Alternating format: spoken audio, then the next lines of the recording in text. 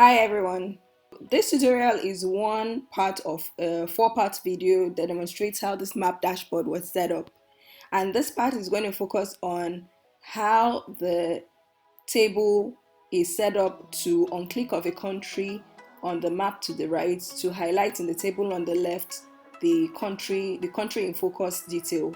And if you notice in the table on the left, the row on click of a country, the row on which that country is highlighted in red font in italics and with a red border around it.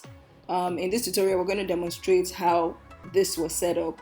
Something else I want you to notice before we go into the tutorial proper is that notice that on click of a country, the name of the country in focus shows up on row O59, and then we're going to use that to drive this conditional formatting rule that we're going to set up. The first thing we do is select the entire range of the table, starting from the beginning of the table, which is around A1, all the way to the end. And next thing I'm going to do is to go into conditional formatting and create a new formatting rule, new conditional formatting rule. So we click on the conditional format and to select a new formatting rule.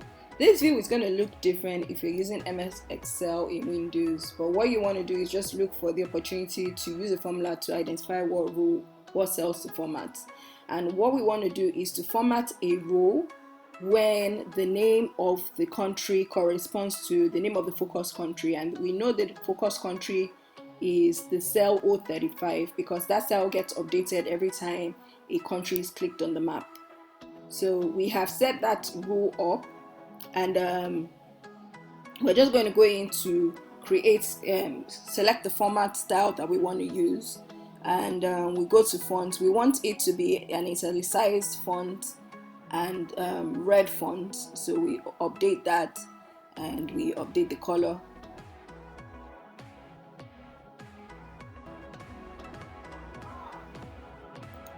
We go to the border style and then we update the border color as well,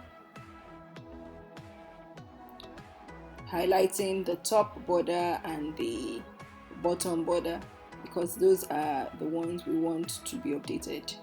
Something else I want to highlight is notice the mixed cell referencing that was used to highlight B3, which is the start of the column where the countries are. And this is because we need that reference to move with each row.